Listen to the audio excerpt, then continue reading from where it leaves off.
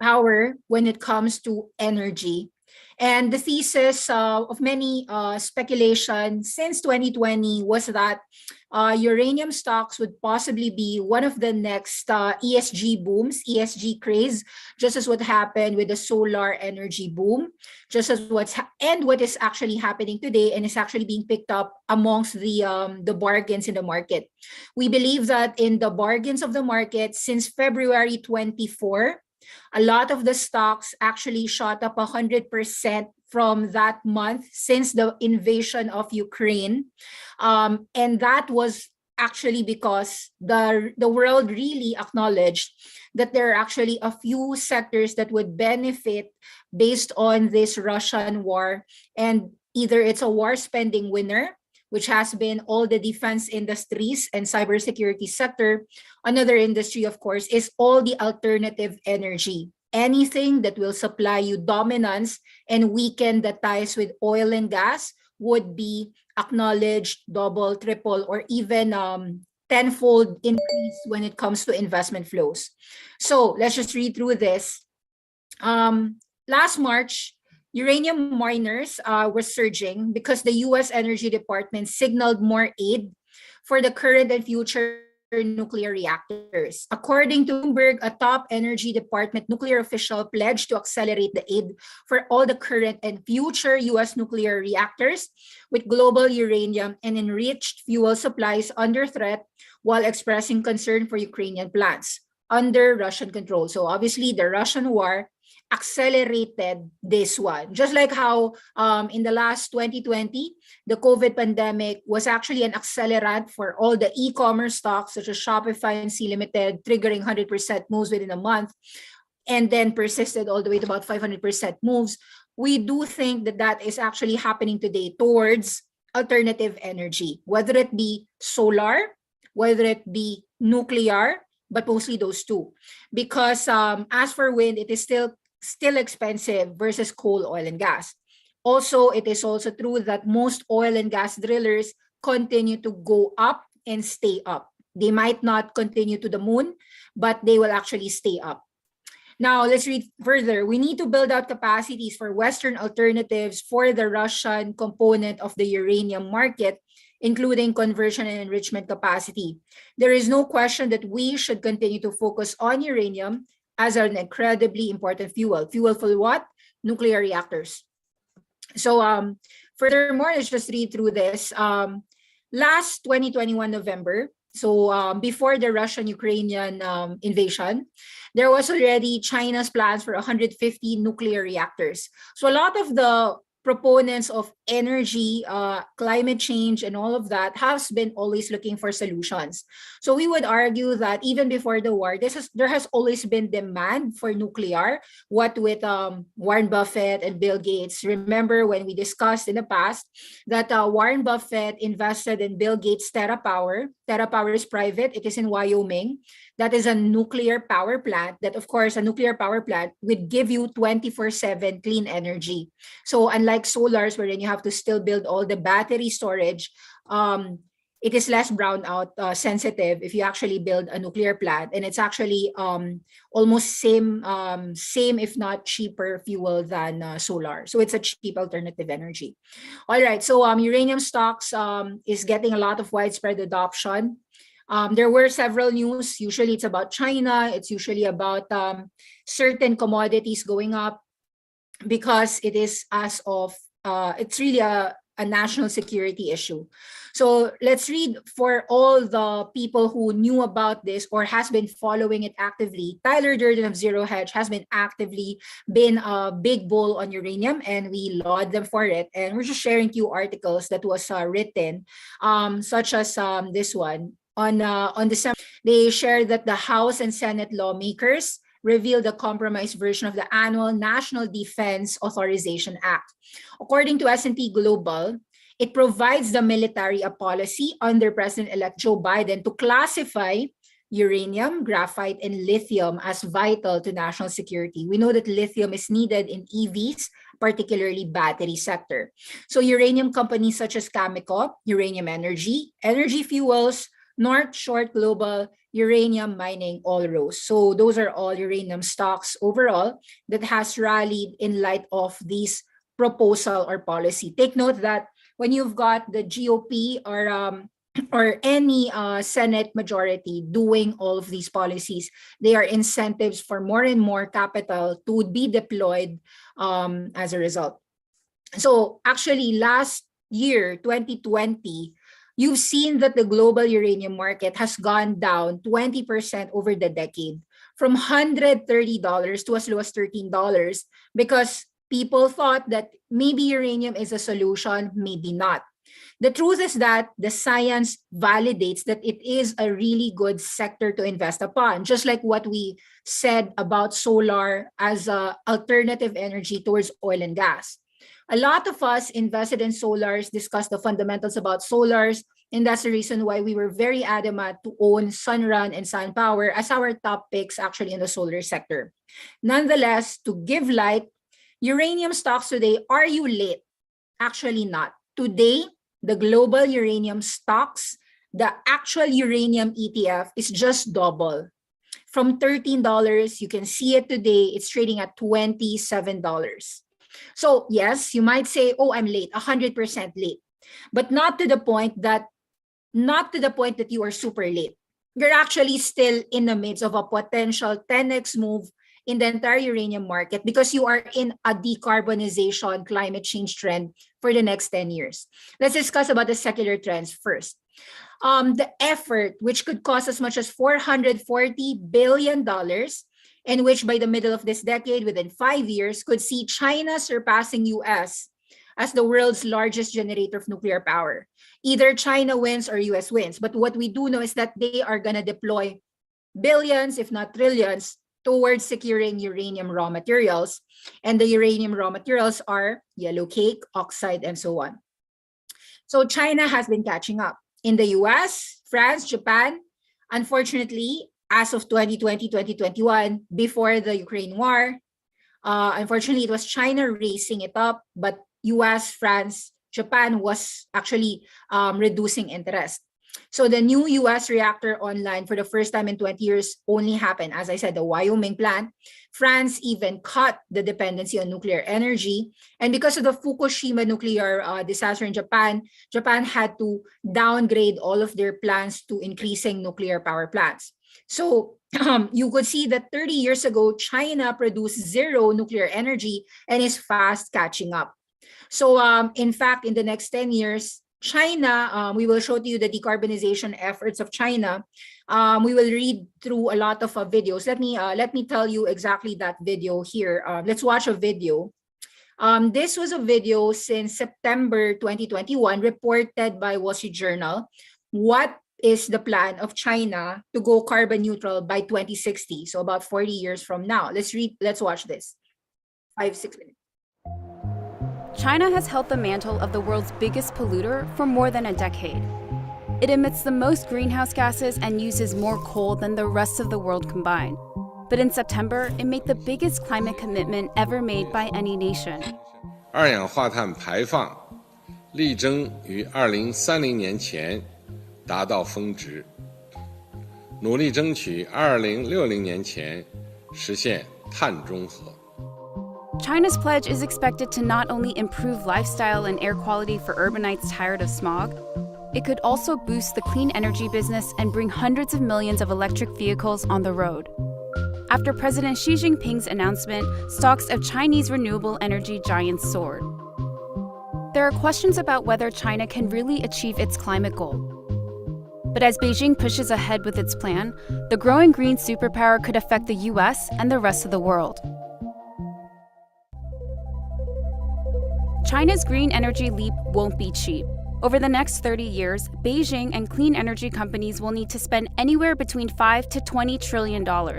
So we don't know exactly how much Beijing is going to spend, although it's already spending a lot. We do know that Beijing's very good at stimulating the creation of very large industries.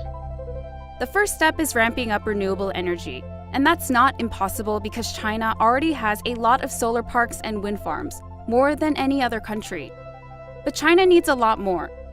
90% of the country's energy has to be renewable or nuclear by 2050 to achieve net zero emissions. In past years, renewable capacity has boomed in large part because of subsidies. And these companies haven't had to compete in the global marketplace. In a strategy shift, Beijing wants to roll back some of that direct support for companies. You kind of slowly dial down the support, and only the companies that are actually of high quality and are able to innovate will be able to survive that. Having renewable energy on tap provides a clean source of power for its electric vehicles. China already has the most in the world and wants 300 million on the road by 2050. China has the resources to do these kind of top-down government pushes. They've just mandated that a certain percentage of all government-owned fleets, like a certain amount of the buses, a certain amount of the corporate fleets or the government have to be EVs. And so that kind of creates a baseline kind of structural level demand. But Beijing has also cut subsidies for people in the market to buy electric vehicles, as well as for local manufacturers. As a result, companies like BYD and Bike have seen their sales slump, while Tesla has been able to speed ahead to become the market leader in China. But still, Beijing is keeping foreign automakers in check by requiring them to use Chinese-made batteries. This kind of policy has helped China get a good grip on the supply chain for lithium-ion batteries, which accounts for more than half of global production. But that advantage could slip. There's a lot of lithium out there in the world. If lithium prices start to go up, I think there'll be a lot of capital coming from a lot of different places to develop those deposits. I think it would be quite hard for China to kind of dominate the control of lithium. Renewables can only have an impact if China moves away from coal. But it won't be easy to switch off these plants. There's a lot of banks that have lent to those coal plants. That's potentially a financial problem. There's still a fair amount of people working in the coal industry. So there's going to be a lot of kind of vested interests in keeping coal alive in some form or another in China. Enter carbon capture technology, which would allow some coal plants to stay online. The technology would remove CO2 from the atmosphere so it can be stored or repurposed. Many of these techniques have been around for decades, but it's still incredibly expensive, costing about $43 to capture 1 ton of CO2. That means for a country of 1.4 billion people, where each person emits 7 tons of carbon dioxide every year, the cost would be astronomical. So Beijing will have to make polluters responsible for their own carbon emissions by making them pay for it. They're also going to have to create an incentive to make it more expensive to produce emissions by burning coal or other forms of fossil fuels. And so a real carbon trading program in China, that would be a huge incentive for coal producers to invest in carbon capture technology. In October, Chinese officials announced plans to expand its emissions trading program in the next 5 years. While the current pilot schemes cover sectors like steel and cement, the nationwide one would bring in heavy emitters like the aviation industry. China's 2060 goal could have ripple effects. Its large-scale investments could further drive down the costs of clean tech around the world. The same way solar panel prices have plunged more than 80%, in part because of the dominance of Chinese firms. But China isn't alone in thinking about this energy transition. Its relatively smaller neighbors Japan and South Korea set a 2050 deadline for carbon neutrality. And some European players are investing heavily in renewables. While Trump has signaled that he sees an energy transition as a threat to the oil and gas industry, Joe Biden has proposed a $2 trillion climate change plan. These competitors and countries could also grow increasingly wary of China. So anyway, what you're seeing here is simple. You're seeing that there's adequate incentives for China to keep on growing, and one of the largest nuclear powers in the world. Let's read further. Beijing has not been shy about their interest in nuclear along with renewable sources of energy. China has said about the carbon neutral strategy. So that's what you've seen a while ago. The government already singled out atomic power, nuclear power, as a single interim specific target in their 5-year official plans.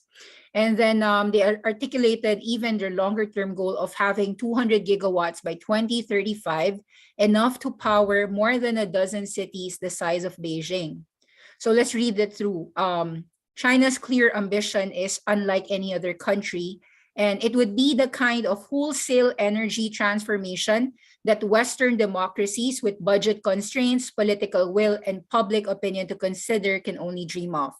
It would support China's goals to export their technology to the developing world and beyond. Buoyed by an energy crunch that has highlighted the fragility of other kinds of power sources. Slower winds, low rainfall have led to a lower than expected supply from Europe's dams and wind farms. This is the reason why wind energy and hydro energy haven't gotten a lot of support, worsening the crisis and very expensive. Coal, natural gas have led to power curbs at factories in China and India. Yet, nuclear power plants have remained stalwart. I have to reiterate the fact that nuclear power plants have never had a blackout or brownout. That's the reason why it's been very stable and reliable and has been seen the alternative solution in a world like ours. Nuclear, therefore, has come out looking like a champion. It can generate the whole time, 24/7, clean. The price won't change. And therefore, if there was already a strong case for nuclear, it's even stronger now. So by ramping nuclear power plant production, China would then kill two birds with a stone. Not only will it now solve its GDP, since GDP of China right now is contracting, but it could also deflect criticism that it didn't do much for decarbonization efforts. China could say that it plans to prevent 1.5 billion tons of carbon emissions, more than what has been generated by UK, Spain, France, and Germany combined. So for those ultimate plan, it is to replace nearly all of their 2,990 coal-fired generators with clean energy by 2060. And therefore, they want to fix that energy mix, as you've seen a while ago in the pie, to be 90% non-fossil fuels by 2060. We'll see whether China really does that, but these are what has been planned and under construction. So compared to just 2 for the US, China's already 46 to 50. So there's a lot of catch up for US to do. According to Bloomberg, other countries cannot afford even just a fraction of China's investment. So we saw $5 to $20 trillion planned investment of China. 70% that is doing the Chinese reactions today have been loans from state-backed banks, i.e. those are the Chinese banks, the 939, 3988 Bank of China, China Construction Bank, and so on. So it's really a common good. That's why Chinese banks are doing, the state-owned is doing the loaning. That makes a huge difference because much of the cost of atomic energy is about upfront construction. At 1.5% interest, the minimum for infra projects like China or Russia, nuclear power costs about $42 per megawatt hour, far cheaper than the coal and natural gas in many places. At a 10% rate, the cost of nuclear power would then shoot up to $97 more expensive than everything else. So nuclear is so expensive in the West, but they forget about expensive because of interest rates. So it's because really if the cost of money in China is relatively low, it's going to be very cheaper. It's kind of like what's happening right now in the Philippines. Take note that a lot of people in the Philippines are saying that a lot of onions and vegetables are being smuggled. And my point is that as a consumer, while it's really detrimental that the farmers of locals are not getting enough buyers, I also think that it has to do with globalization, wherein whoever has the cheapest price gets to control the demand. And if all the demand is there and the supplier that is cheaper comes from China, then in some ways, you have to understand that manufacturing, whether it be energy or in the case of in the Philippines right now, the problem about food, on some end, you do want to help the farmers, but the other end, of course, is that the bigger picture here is how competitive are the global food providers in the are the food providers in the Philippines and the agricultural sector in the Philippines versus the global agricultural. So those are things that have to be understood as well. So anyway, that's what's happening right now with energy. I believe that if China wants to dominate the superpower, and it is doing that, subsidizing the costs, and that's what it's being done, really has a huge effort. That's why solar has been so cheap, because of China. Jinko Solar, example, JKS, even the likes of the partners of Canadian Solar, CSIQ, and SunPower, those are actually Chinese counterparts. So China has built plants for about $2,500 to $3,000 per kilowatt, just 1/3 of the cost of projects in US and France because of interest rates. So the 2035 goal of additional 147 gigawatts would cost between 370 and 440 billion. This is going to be a potential windfall for CGN Power Company, China National Nuclear Power Company, and China Nuclear Engineering and Construction Corp. These shares are listed and are up compared with Hong Kong's Hang Seng Index. So you can see already that the Chinese nuclear power plants are getting a lot of buyers. Okay, so that's something to understand in terms of the big shift. Okay, so how many uranium companies can we see in terms of the things to invest upon this clean energy trajectory?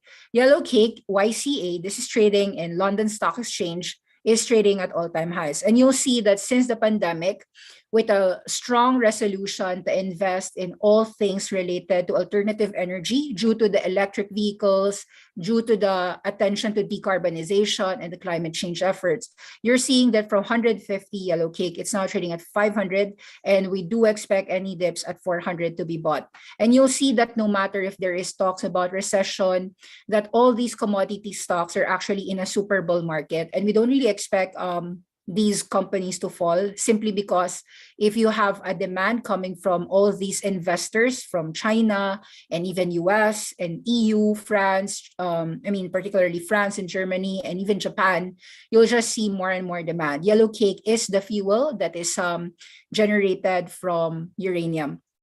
Okay, let's take a look at the North Shore Global Uranium Mining ETF. This is ticker symbol URA. This is what I said, that is this is more like an exchange-traded fund of all the global uranium miners in the world.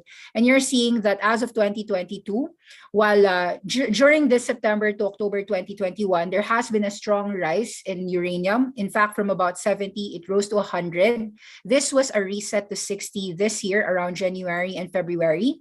And as you can see, since that February 24, more money has been deployed towards global uranium and has been going up ever since, outperforming the NASDAQ and the S&P 500. And this is an important thing. From $60 to $90, that is a 50% increase. Again, I state this. This is an exchange-traded fund. This is more like a just an average. When you have an average miner rising 50% year to date from the lows of January, and then higher low on February, and then higher lows on March and April, I can only tell you that within the next 6 months, the point is that pullbacks are bought, and this is just going to go higher because of the secular trend of demand supply. If you have more demand and you have supply limited, then you have no choice but to see the prices of these commodities go higher and higher, just as what you've seen with oil, just as what you've seen with gas, natural gas, coal, nickel, lithium, same thing for these. So right now, we are seeing actually Joe Biden. He actually asked all these oil executives to testify in Congress about the high gas prices. Normally, when you are a politician, you would blame that as almost all Americans are grappling, or even the world grappling about high oil prices. It is normal for a politician to blame that the problem lies in these big oil companies making a lot of money, when in fact, the big oil companies had nothing to do with the higher oil prices. They were not responsible for the war. They were not responsible for any shortages. They were not responsible for Putin or the sanctions. So what I'm saying is that not to say that big oil executives are really defensible, but it's really not an argument. Oil companies simply do what they're doing, which is to refine oil and to serve oil and gas prices at the pump. So here's what happened. So BP, Chevron, Devon, ExxonMobil, Pioneer, Shell. Yes, all of these companies are indeed making more money nowadays with $100 oil, but that is because of the fact that they are the only providers to something that you need today. If there's, of course, enough drillers and enough oil gushing out from all parts of Texas, Alaska, there would not be a necessity for oil to go up. This is one of the reasons why some people believe that these energy prices can actually be solved by, and these high gas prices in US, which is $4 a gallon on average, can actually be solved simply by investments. So I do believe that while we are bullish upon commodities, it's about important aspect for higher returns. You have to have the right entry prices. I do think that the market in general has been long commodities since about 2020. Perhaps it was because they thought of reopening recovery demand, and then the real shortage came about due to war. That sent parabolic moves. And even the likes of precious metals were also getting bought. So we've seen demand come out for gold because of a potential recession due to this inflationary wave with commodity super cycle. This is something that the US just did to solve inflation. We've seen the largest US reserve releases combating geopolitical shocks. So you could see that during the Gulf War, the US strategic reserves were sent 17 million barrels per day. Obama during the Libyan war, 30 million barrels. During Joe Biden's 2021, 50 million barrels. This was post-pandemic. And then the Russia, as of March 2022, 30 million barrels. And according to discussions and approvals, by April to October 2022, US is going to release more 180 million barrels just to tame oil from inflating and affecting the entire supply chain, because oil will affect food, and all the food groups would rely on importation. So this SPR, or Strategic Petroleum Reserves Release impact, is to help augment the necessity of the demand versus supply chain today. A lot of the bulls are saying that this is something that is more of a short-term band-aid to a problem. The bigger problem is the oil drillers need to be acted upon. And so some people, I would argue, a lot of Americans who are trying to solve this crisis have said to Joe Biden as well that there is actually an oil supply 100 times bigger today than that US reserve. And it only lies in America because of the shale revolution. Let's watch about these solutions for the crisis to potentially end. Watch this. 5 minutes. There's actually something that we have to do because the Russia-Ukraine thing starts to spill over or something like that, that oil is incredibly important. But it's not incredibly important relative to the total consumption in the world or in the U.S. And so what they're doing is that they're exposing us to a serious geopolitical risk for almost no benefit at the pump. And I find that unpatriotic, really, and a very disreputable economic policy. All right, you remember that guy, don't you? Kevin Hassett. He was President Trump's head of the Council of Economic Advisors, joining me on Fox Business, which if you don't get, by the way, you should demand, but I'm sure you do, and you like having that added edge. But one of the things that Hassett was referring to is this move on the part of the administration now to open up the Strategic Petroleum Reserve, and I mean really open it up to the tune of 1 million barrels a day, maybe upwards of 180 million barrels could be drained from that, likely cutting its overall levels in half to deal with the uptick in gas and oil prices. And those prices have been ebbing down since the president announced this, but it is probably considered by experts a short-lived phenomenon. Tim Stewart joins us right now, the U.S. Oil and Gas Association president. Tim, very, very good to have you back. The desired effect, at least, has panned out so far for the administration. Prices have ebbed a little bit. I don't know exclusively on this news and the increased supply, because we know 1 million barrels a day sounds like a lot, but demand is at 100 million barrels a day, so a spit in the ocean in that regard. But what do you make of the president's move? Neil, it's good to be with you. You know, it's interesting. There's actually two reserves. The first is the Strategic Petroleum Reserve, and the other reserve is what we have in the ground all across the U.S. based on the shale revolution. That second reserve is 100 times bigger than anything we could ever put in the Strategic Petroleum Reserve. And so when the president says, I'm going to unlock, he's going to unlock, yeah, what we have in Louisiana and Texas stored. But the reality is he really could help us unlock a reserve that's 100 times bigger. And it takes an average of 13 days from the time that you do a release from the reserve for it time to hit the system. And what you see is that oil markets, as you know, now price out 15 to 90 days in the future. The last two times the president has done this, there's been an increase in the price of oil about 18%. It had actually the reverse effect. This will only work if the president says, okay, I will release 1 million barrels a day, but I'm going to aggressively retool how we conduct our onshore and offshore oil and gas programs on the federal side. And I'm going to make sure that that has an incredibly robust production going forward as well. It's going to be difficult for the administration to do it because it's contrary to what their message has been for the last year and a half. But that's the only way this is really going to work. Well, he seemed to, you know, once again, put the spotlight on you and your industry, Tim, by saying, you know, the White House isn't the problem, you guys are. This was what he had to say on the issue of permits and licenses. This is from the president. Right now, oil and gas industry is sitting on nearly 9,000 unused but approved permits for production on federal lands, or more than 1 million unused acres they have a right to pump on. Families can't afford that companies sit on their hands. You know, of course, he did not include in that you had 30,000 such leases a little more than a year ago. So obviously they've been whittled down. But again, the clear, you know, signal here is it's you guys, and you're not doing what you should be doing. Don't blame him. What are you saying? Well, yeah, I mean, like President, I'm going to take him to his face value. You know, we believe there's common ground, and so we'll take the president on his face value. He said that the release would be short term while he works with the industry to increase production. Here's our problem, and we've said this over and over again to the White House and to the Congress. The number of permits processed nationwide each month has dropped precipitously from April of last year when they were processing 650 a month to January of this year where it was under 100. They did 95. I'd say to the President, you get that permit number up above 650, 750, give me 1,000 permits a month, and we've got a deal. We can do this.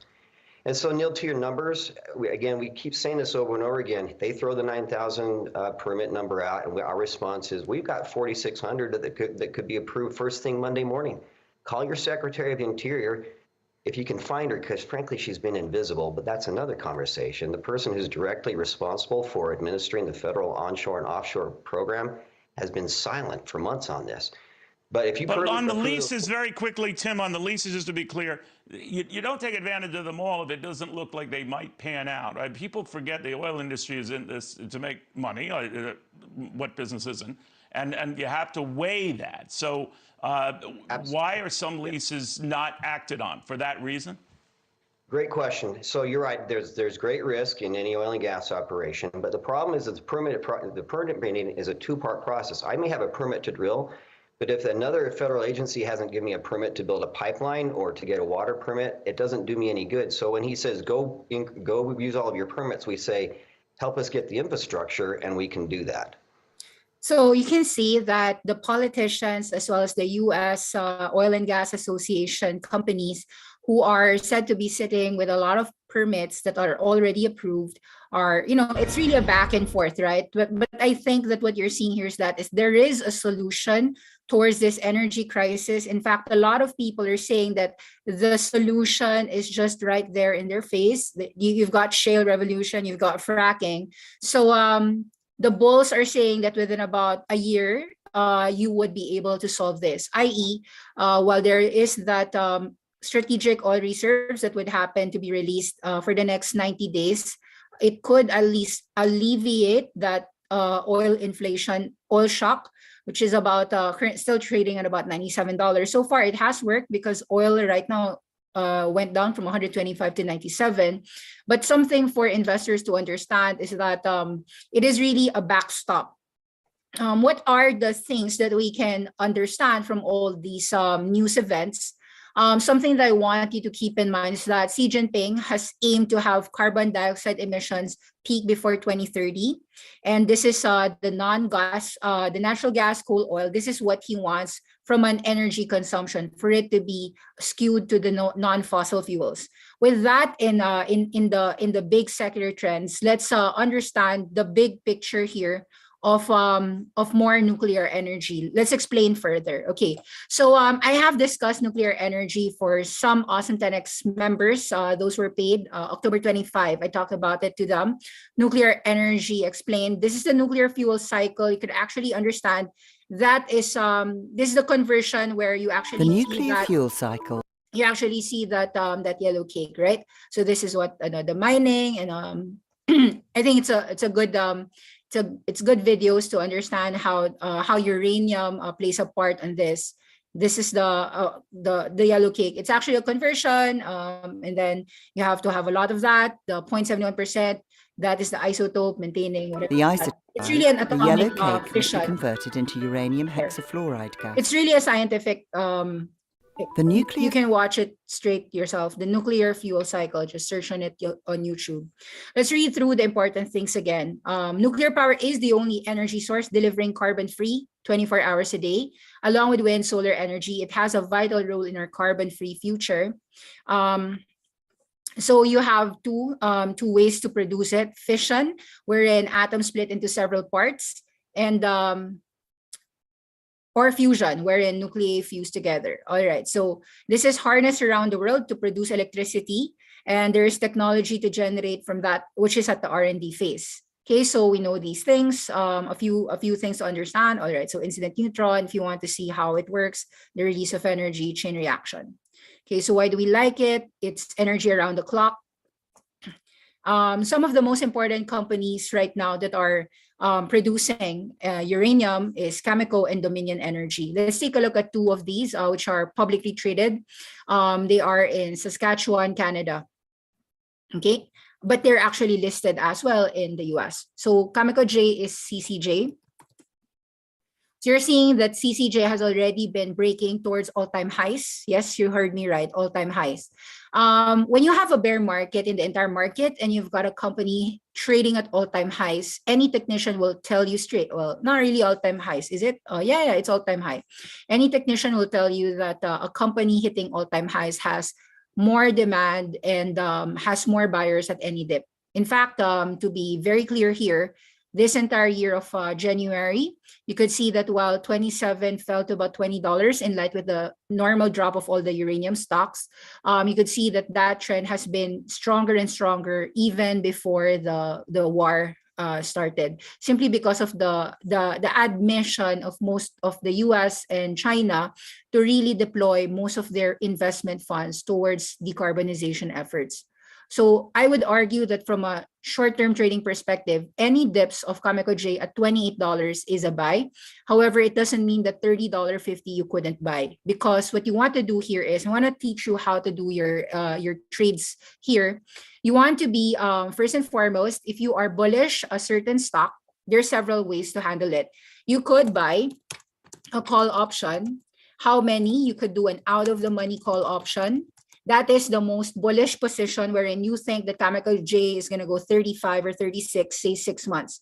So let's say you're looking more long-term, that there is no end in sight about this energy crisis. You find a 3-month expiry. So it's now currently April. That means about July, 3 months. Find 2 months or 3-month expiry. So search for June and July expiry, and then 36 out-of-money calls, OTM calls. Usually you want to buy it for less than 5%. So that means 1.8 limit. It may not happen for you to be able to buy it, but strive, because those are ways that you could really buy a stock with very low cheap yields. Why is it 5% or less? Because out of the money call options have intrinsic value of 0. Because what you mean is that currently it's $30. Obviously, 36 is super out of the money, right? That's like 20% higher. So what you're simply paying here for is just the volatility. If you could buy it less, even better. So that means that whenever CCJ goes down, your call options will become very cheaper. So probably will be able to buy it less than $1. That would be something to keep in mind. So let's put it here. Let's put here how you could implement your bullish positions. One way to do so is buying call options. All right, let's give you another position to do so. In case you believe that you are willing to buy 28 to 25 and you want to get paid for it for the next 3 months, how should you do it? Simple, sell a put. Sell a put option at out of the money. So sorry, sell a put option which is deep in the money. So it's in the money because currently Kamikaze is $30. Anytime you will sell a put option at $25, that means that it's basically you're able to buy it $5 gain because 30 minus 25 is 5, right? So sell a put option, let's assume you're buying, you're selling a put at about $25. That means at least your yield would have, well, sorry, if you bought a put option, that is a $5. Sorry, a sell a put option. All right, sell a put option means that you are the last resort at these strikes. So what you want to do is take a yield. I think that you might have a very little yield at 25. So realistically speaking, maybe at 26 to 28 would be better. So because you want to still get a good yield rather than just the ability to have a low strike. So sell a put option at 26, sell a put option at sell puts 28 strike. If you can get at least 5% yield for the next 3 months, I'd take it. So that would mean that for 28, you're able to get 1.4. For put options of 26, you're getting 1.3. See if you can get that. I think that is an alternative to 1.3 limit, 1.4 limit. So that's something that you can consider if you are bullish on a company selling selling out of the money puts, so that you just collect the yields. All right. So let's type it in our plan. So those are the ways that I believe that you can actually initiate your bullish plays into say Kamikaze, right? So that's how you do it.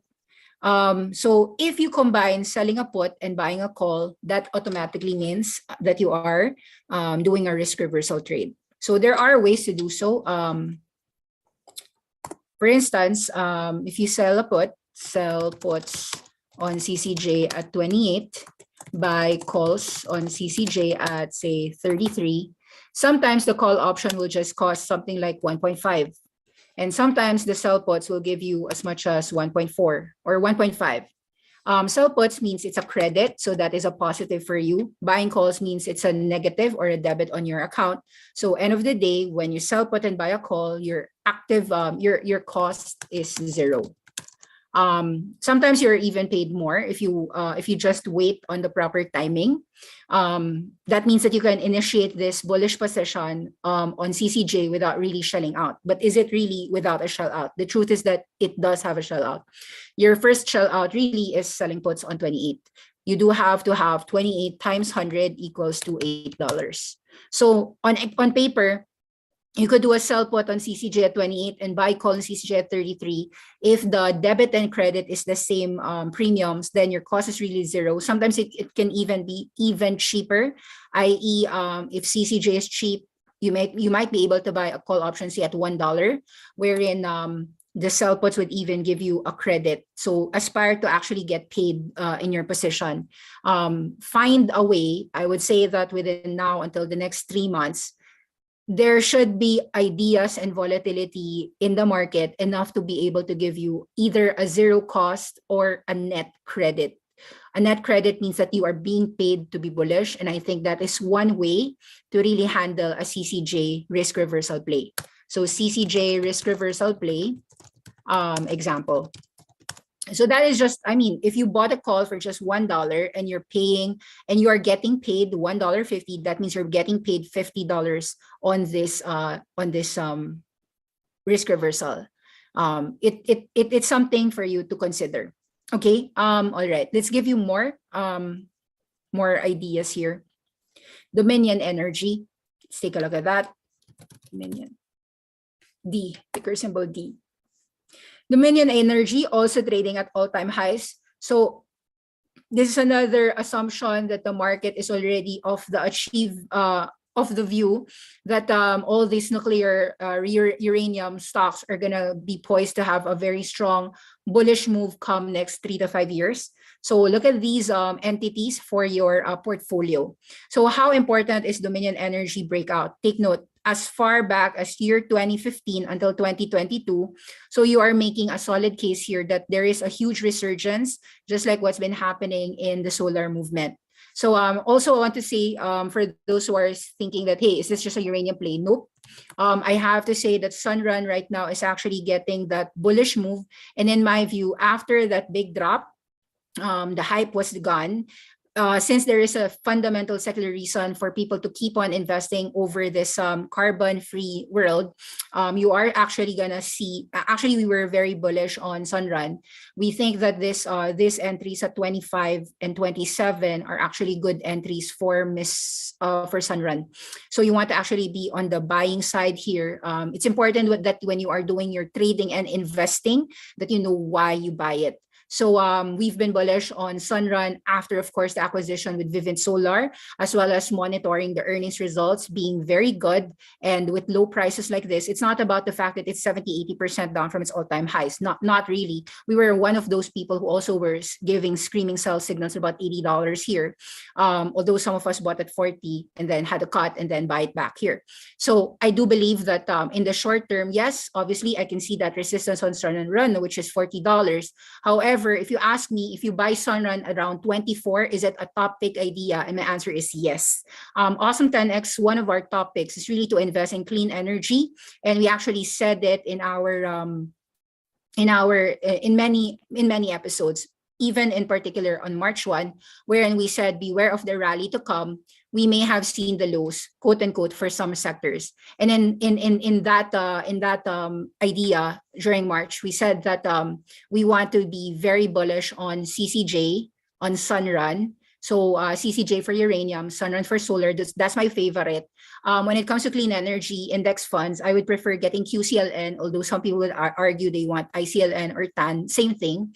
And you can do a lot of risk reversal plays. Either you're looking June or May or July. I think those are very good.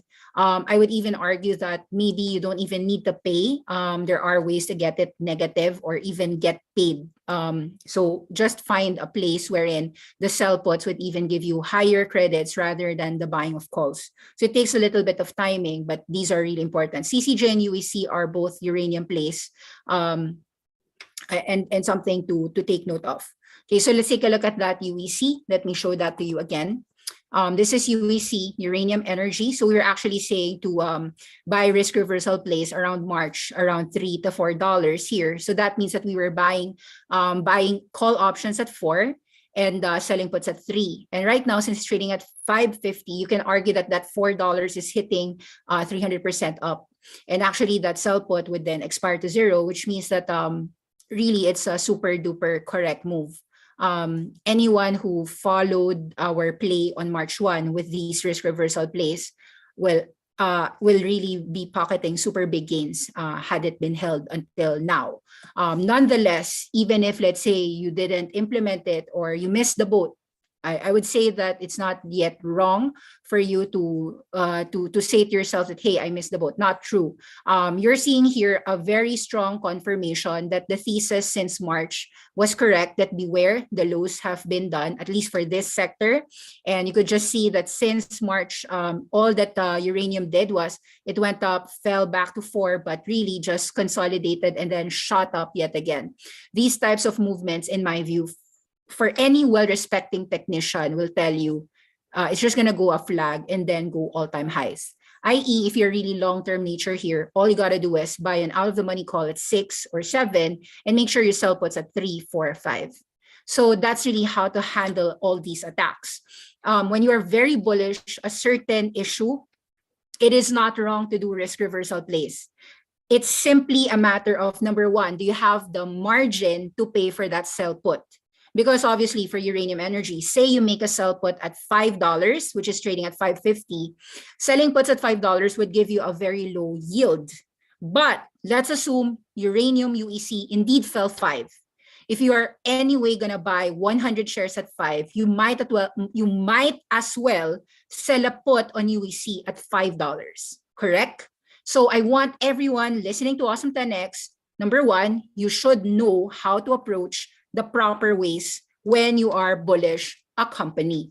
So let's just do this for this name. How do we do it? We can see a very clear breakout at 5. So sell puts at 5. And we're bullish. We think it's going to go all-time high. You could buy an out-of-the-money call option at 6 or 7. Obviously, the cheaper, if you buy an out-of-the-money call option at 6 or 7, you have to take into consideration that a stock will not hit 40% within a month. So if you're going to buy an out-of-the-money call option, it has to be at least 3 months or 6 months onwards so that those call options would at the very least have a decent shot of really becoming an in the money. Because an out-of-the-money call option today, you're only paying for what? Just the volatility, just the IV, the implied volatility. But if OTM becomes ITM, out-of-the-money call becomes in-the-money call, what happens to those options? It goes moon. So those are the proper ways to handle that. Obviously, I would have to say that these trades are well known by the market. However, I would argue that these trades, while well known, might not be obvious to the retail traders or retail investors because either they are so scared of the market because they hear in the headlines that the recession fears are there, or I don't know if they even pay attention to options market. They might not be even options traders themselves, or they simply are buy and hold investors. We don't have to know the reasons why. My point here is that you have an option, you have a trade in front of your face. It's up to you whether you grab it or not. Okay, and let's give you other ideas here. We talked about October 15, energy and commodities boom. At that point in time, we were just seeing energy and commodities boom. We thought it was about to be because of economic recovery. That was really our thesis. We didn't know that it would be because of a shortage on war, or rather, maybe some thought, I did think a little about geopolitics, but it wasn't something that I thought that had a high probability of happening. So either way, we were very clearly seeing a lot of that movement on energy prices, from European gas to coal to power to Brent. And we gave a lot of buys on ExxonMobil, Chevron, Royal Dutch Shell, PetroChina, British Petroleum, ConocoPhillips, the large cap, big oil, right? And so far, since October till now, indeed, that has played out. What else did we also say? Schlumberger, okay, those are all oil-related names. Kinder Morgan. I have to say that these energy and commodities boom is something that is playing out 6 months ago and 6 months after. And it could have started 2 years ago, but the point is that it's not gonna change. So another thing to share is that inflation is driving up everything, the price of everything. Global food prices, at that point in time, around August 2021, it was already up 33%, now even worse. So indeed, during that time, it was just about economies reopening. And that was also a reason why there is a bullish case on gold and silver. So there's a lot of ramifications on this. Yes, you could just simply do a strong buy list. We talked about this, that you could just strongly buy Australian dollars. We talked about just simply buying copper companies like FCX, Freeport-McMoRan, ArcelorMittal, Uranium ETFs, BHP Billiton, Rio Tinto. These are fundamental ideas. And you can see that these fundamental ideas, even after 6 months, it's now what, April, have remained true. When the reason is secular, then you are correct, whether it be nickel. We even were surprised, hey, nickel prices went $100,000 per ton. We knew that nickel prices were going to go up. We just didn't expect, wow, I mean, it's now trading at $40,000 per ton. So the point here is that, yes, you've got that exacerbated moves now from all types of commodities. And what you want to do to safeguard your portfolio is to have these commodities that you expect to rise with a reason. So no change in view. There are several ways. So yeah, let me just reiterate a few of the classes that we've already made in the past. For those Awesome10X members, run through this class yet again. Sunrun, decentralized, affordable clean energy, talked about clean revolution, solar power. Indeed, in our lifetimes, you want to have in your portfolio companies that are building value propositions and zero margin erosion despite recession. So that has been very evident in my view towards Sunrun. So Sunrun is our top pick in the solar arena. And with super huge earning assets and cash, what I want people to do is really to, keep on buying. So we had a buy call on Sunrun even at 2020. We called it the rooftop revolution. We do believe it's a long-term buy. So right now it's even better prices. Take advantage of these levels. You don't want to confound the biggest buying opportunity just because, hey, the biggest buying opportunity was 19 here and now you're paying 25. Don't worry about it. To me, if you are, because it doesn't really matter. I mean, when you are an investor, the point is that you are investing on the right sector, right stock, and you want to be cost averaging the prices. So right now, starting now until the next 6 months, what you want to do is sell puts at 25 until 19. So that means that as the market keeps on dropping, you want to take a big eye investing on these powerful sectors. Okay, I want you to also see this one. Recap on energy transition.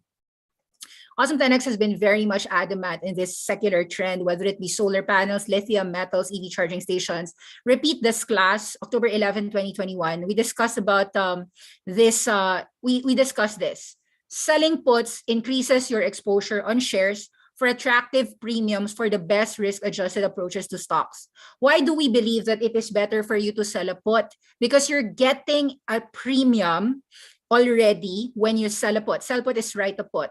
When you sell a put, you already got the 5% yield. And then when the strike price that you wanted to buy the stock gets to be reached, that's the only time that you are assigned the shares. Say, for instance, I want to buy Sunrun at 25. Currently, it's 28. What do? If I just post a buy at 25, say 100 shares, nobody's going to pay me. 25 times 100 is $2,500. Meanwhile, if I sell puts at 25 and collect a premium, say 1 month, 2 months, and 3 months, I might be able to collect at least $1 to $2, which means that I'm getting paid just by waiting.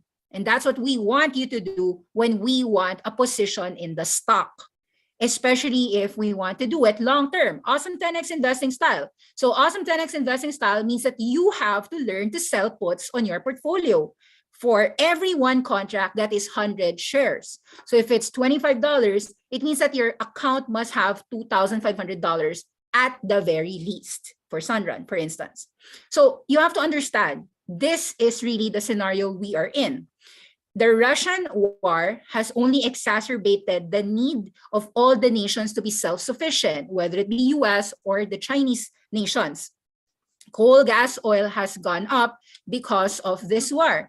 Nuclear, bioenergy, solar, wind are the other energy sources that the world will need come 2030, 2040, 2050.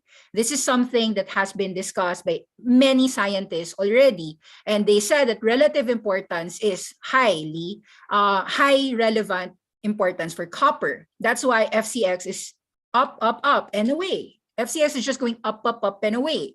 Wind turbines need copper, but a lot of, if you really study the updates, a lot of companies are saying no to wind because of the expense, meaning the payoff is too expensive. That's why there's been a lot of lower deployment. Because of climate change, sometimes it's very hard to detect whether you'll get the right amount of wind. So it depends on the country. Netherlands, it's fine, they've got a lot of wind, but some countries in the world don't have a lot of wind. Okay, so EV and battery storage, we've seen how a lot of electric vehicles need copper. So actually, for most electric battery storage, notice all of the electric vehicle demand needs what? Lithium, nickel, copper, cobalt, and this rare earth element would be either manganese or something. But really, we know that electric vehicles need lithium, copper, and nickel. Okay, so platinum is needed in hydrogen fuel cells. aluminum will be needed in solar PVs, concentrating solar power, electricity networks, and EVs. So when you look at this, the demand for most of these commodities is expected to jump no matter what this war really will entail. Consumption of lithium and nickel by the battery sector is expected to go 500% higher. 500%, I repeat, 500% higher. There's a need for more manganese, iron, phosphorus, graphite, white copper. So everyone who's been listening to us knows that we've been bullish on Nickel Asia, and any dips on Nickel Asia or any nickel-related name has been a buy. That is something due to fundamentals, because I think that you cannot have a conviction to buy just because, oh, the chart is beautiful. Okay, the chart of uranium stocks are really beautiful from a technician perspective, but we have to give you the reasons why it will persist. The energy transition, for instance, on silver, we talked about it, green and silver, solar panels, lithium-ion batteries, and EV charging units. So these are a few things to understand. Solar panels need what? Silver. You need about 18.5 tons of silver, 3,380 tons of polysilicon, 10,250 tons of aluminum. An unexpected jump in demand for solar panels followed Joe Biden's victory in the US and Xi Jinping's vow to be carbon neutral. This surge in price offers us what could come in terms of raw materials not being sufficient. Let's take a look at that. If you know that there's a huge demand on silver, how could you handle that? There are these companies, Pan American Silver Corp. We talked about this, and as you can see, these companies are not yet hitting all-time highs, which tells you that these are still undervalued. A lot of people talk about silver and gold, but there are companies here that's gonna go higher. As is one of them. So let's talk about these commodities, guys. And again, if you're bullish, you could just buy the stock, you could sell a put, and you could just buy an out of the money call options. We repeat again and again, because that's really all you gotta do. Now let's talk about more. Silver has SLV, Silver Trust. Are we bullish on silver? The answer is yes. It's trading at 22.7. If you don't want to time it, all you got to do is buy a 6-month expiry call option so that whatever market does on the near term, it's not going to affect, because your trend thinking is 6 months or 12 months. Obviously, if you're buying a 1-week call option, I don't know if you're going to make money, because that's 1 week. But think about it, 6 months from now, probably you'll be right. So SLV is a good option. GLD is also a good option, because while gold cannot be used in all these industrial metals, indeed it also is a safe haven when you've got a recession. So we also advocated buying it when it goes 175. It's something that you have to take into consideration, because these are really the buys that you do in a market like today. Okay, let's talk more about these ideas. We're just simply reiterating ideas in the past. So Cameco Dominion, yes. Do we need nuclear energy to stop climate change? Yes, the answer is yes. If you want to watch that, this was a video made by Kershezat in a nutshell. It's a very good video, so watch it yourself. You learn a lot from these science channels. So yeah, or you just simply log into Awesome10X. We actually talked about these climate change important ideas for your secular investing modes. So this was when we were talking about TerraPower. Yeah, let's recap. So you do need to invest in solar panels. You do need, for wind turbines, I've been looking at updates. I think not too much has deployed because of rising costs. EV chargers, we have seen demand in a lot of these EVgo's, Blink, charging station. However, the point is that they're all unprofitable. So from a pricing perspective, you have to be very careful on when you enter them, because installing a charge point is one thing, making money on it is another thing. And I think that the market still would not be happy if a charging station is unprofitable. So long-term industrial demand indicators, this is again another reason why we believe silver and a lot of industrial metals are going to go higher. Aluminum, for instance, copper. So these are the long-term industrial indicator. As long as the world goes into solar and as long as the world goes into EV, which is today a default assumption, we are entering electric futures, it's something that should be part of your portfolio, i.e. metals and mining are really long-term demand plays. Okay, so these are the top 10 biggest silver miners. Among the US, you can look at Pan American Silver, Wheaton Precious Metals, Hecla Mining. Let's take a look at those three: PAS, WPM, and HL. Let's talk a lot about these again. So Hecla Mining, HL. These are all listed in the US. So you can see that it has been consolidating nicely here. Another reason to buy more metals tonight. So Hecla Mining. So the market is giving you an opportunity to enter metals and mining. So here we're going to put it again, buy HL 7.2, sell puts at 6, buy calls at 7.5. So usually I will do an out of the money call option. I'll sell a put when I want to buy a company. So i.e. risk reversal, but you don't have to do it all at once because it will take a lot in your margin and you want to do it like slowly. It could take a month or so, or sometimes 6 months before we are really validated on the calls. So Freeport-McMoRan, let's just take a look at the copper. So we know that the copper sector is strong, aluminum sector is strong. So far, Freeport-McMoRan from 52 fell to about 48. We think that any drops at about 45 is a good entry point.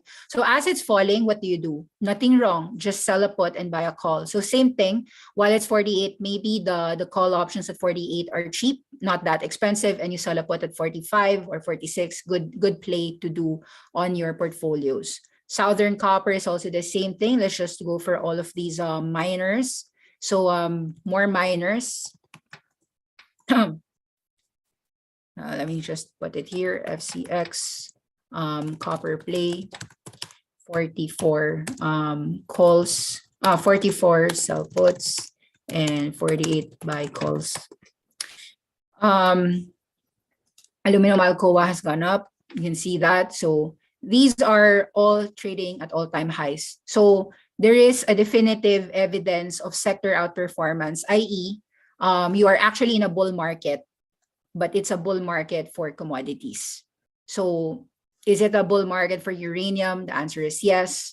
Lithium, the answer is yes. Aluminum, copper, the answer is yes. So it's really up to you. Silver, up to you on what you do in your portfolios. But that is something to keep in mind. Okay, so that's it, and see you again next week or on Discord Voice if you are an Awesome10X member. Bye-bye. Thank you very much.